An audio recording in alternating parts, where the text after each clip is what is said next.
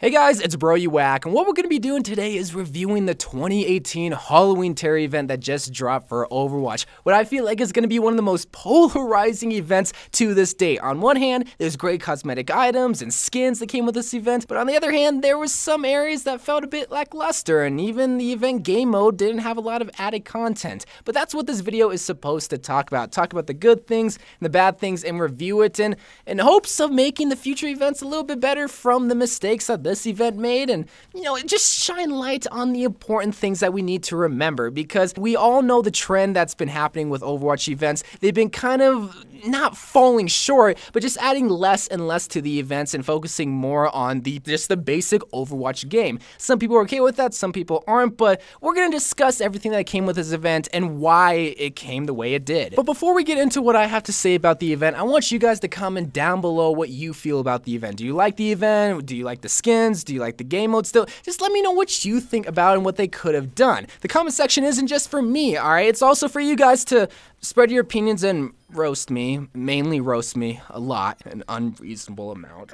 But let's dive into what I think is the most important part about an Overwatch event that the Halloween Terror event completely killed this year, and that is the skins and items. So, and even 40, well, technically it's not 40 because the Demon Hunter skin was included, which wasn't part of the Halloween. Either way, there was 40 new items, 39 if you want to be technical, and 60 or about 60 less than most other events that we saw last year. But most of the time, last year's events were just sprays and icons, so I'll let this one slide because, my god, the skins were fantastic.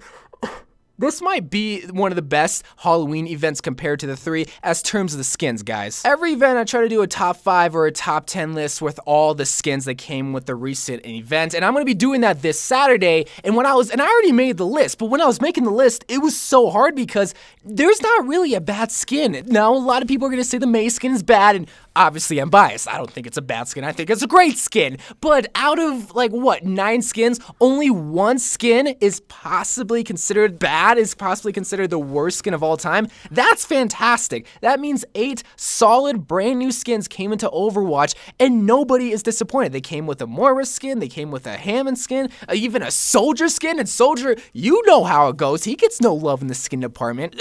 This year's Halloween skins, and I might sound crazy for saying this, are the best skins that ever came to an event. Considering the 2017 Summer Games event, considering the 2016 Halloween event, where all, like, even some other events, like the 2017 Winter event, a lot of amazing skins have came to us, but I feel like a lot of those events have some skins that are a bit lackluster, some are very forgettable, but with these ones, I don't think anyone's gonna forget about any of these skins, besides maybe the Mei one, because, well, it's an epic skin, no one likes Mei, and they think it's boring. I don't think it's boring. I'm gonna say this throughout the whole entire video, okay? I love the Mei skin, but I know not a lot of people do. But that's what we're focused on. We're focused on the whole batch of skins that we just received. And I know I'm hyping up the skins. I know I just keep talking about them, but, isn't this what we really look for? I know it's what I look for from an Overwatch event, and they did not disappoint. A+++ all around the boards. Jack-O-Lantern, Hammond, just, all of these.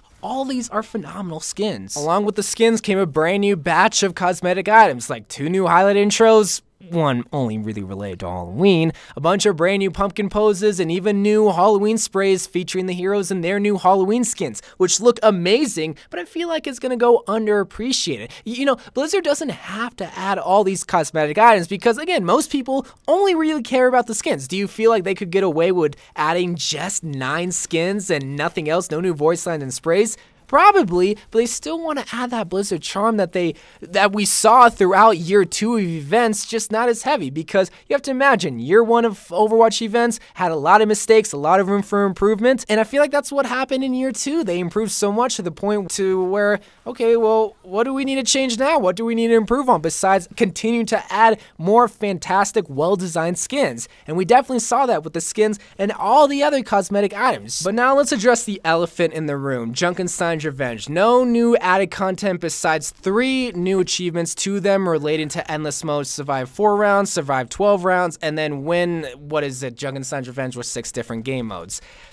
Again, nothing crazy like, oh my god, this is game changing, because no, they're just achievements. But, some people might say, oh, this is the worst event because they didn't add anything to Junkenstein's Revenge, but do they really need to? You know what I'm trying to say? And Blizzard uses the quote-unquote excuse that they're trying to focus more on the game itself, bringing out patches, balancing heroes, fixing the game that so many people complain about.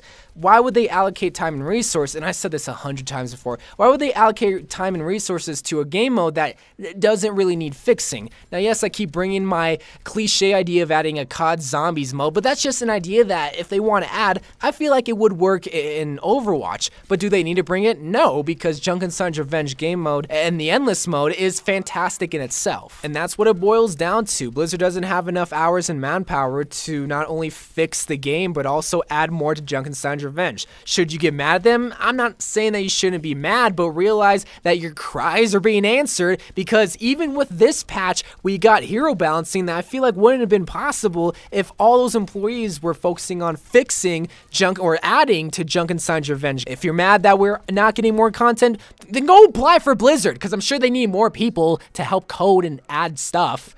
You go fix it then, you fix it. And the last thing I'll touch on that was brand into this event is the Halloween rendition, the Haunted Mansion of Chateau Guillard. It looks beautiful. Floating candles everywhere like what we saw with Cafe in Hollywood, creepy portraits and paintings. It has a lot of Frankenstein vibes to it, and it has a lot of Halloween decoration that we come to find in a Haunted Mansion. That's why it's the Haunted Mansion of Overwatch. I love it. I love every single time Blizzard decides to take a map and redesigns it to fit that holiday theme. And now we not only have Hollywood and Eichenwald, but now we have Chateau Guillard. 24/7 FFA is also live, where we can go in and really experience the Haunted Mansion that is Chateau Guillard. So now that's all said and done. We talked about the skins, the brand new map, and the lack of added content in Junkenstein's Revenge. What do I think about this event? A's all around. The skins, fantastic. Killed it right out of the park. Barry Bonds that. The game mode, it's already good. It's a Hall of Famer, if I can continue this bad baseball metaphor.